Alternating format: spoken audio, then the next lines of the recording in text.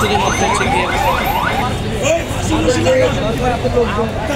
আমাদেরকে আশ্বাস দিচ্ছে, আমাদেরকে হেলথ কার্ড দিবে এবং প্রমোশন দেওয়ার কথা, সব কিছু দেওয়ার কথা, কিন্তু তারা এখন পর্যন্ত এখানে কোনো আলোচনাই করে না এবং আমাদেরকে দেখতেও আসে না তারা আমরা কী পর্যায়ে আছি, চোখ খাচ্ছি কি নাচ্ছি, কীভাবে চলতাছি শুনতাছি, তারা আমাদেরকে দেখতে আসে।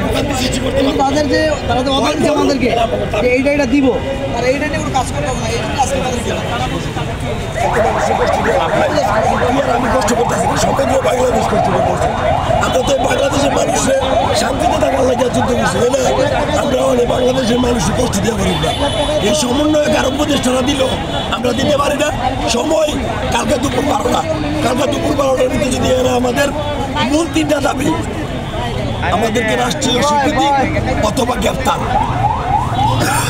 উন্নত চিকিৎসা, পুনর্বাসন, এই 3টা দাবি কালকার ভিতরে আদায় না হলে এই যে জায়গাতে ফাঁসি দেবো। আমি ওর ফাঁসি রসুলে যাবো, খোলাই থাকবো কালকে 12টা পর্যন্ত। কালকে 12টা বাজে আমি ফাঁসি দেবো। আর এই তোমাদের কাছে অনুরোধ, আমার বুদ্ধিজীবী কবরস্থানে তোমরা লাস্ট হয়ে ঘুরিয়া লাস্ট হয়ে যাবে কবর দিবা।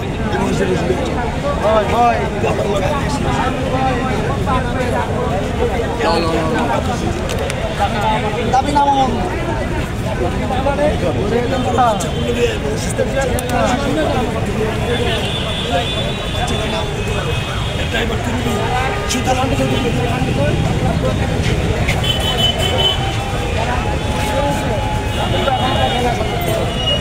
আহত হচ্ছে তারা 1 লাখ টাকা পেয়েছি, আমিও পেয়েছি, অনেকে পায় নাই, আবার পাইছি। আর যারা শহীদ হয়েছে তারা এখনো পায়নি, সেই জন্য আমার রাস্তায় দাবি দাঁড়াই।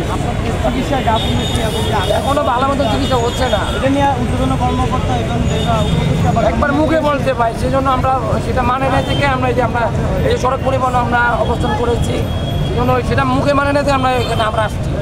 আরেকবার করছিলাম পঙ্গুর সামনে, এখন এই যে শ্যামলীতে আসছি। প্রশাসনের পক্ষ থেকে এখন পর্যন্ত আপনার সাথে এখনো সেটা এখনো করে নেই।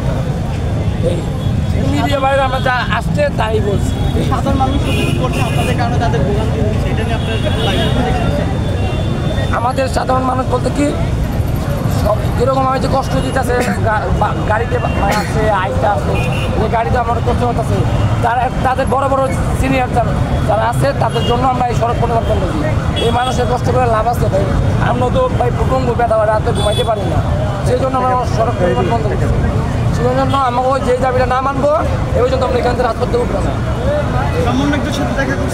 যারা একবার আসছিলো, নাইট ভাই আসছিলো, আবার আসিফ নজরুল ভাই আসছিলো, তারা একবার আসছিলো, এখন আর তার খবর নেই। আসুক, এই রাস্তাটা আসুক, আপনাদের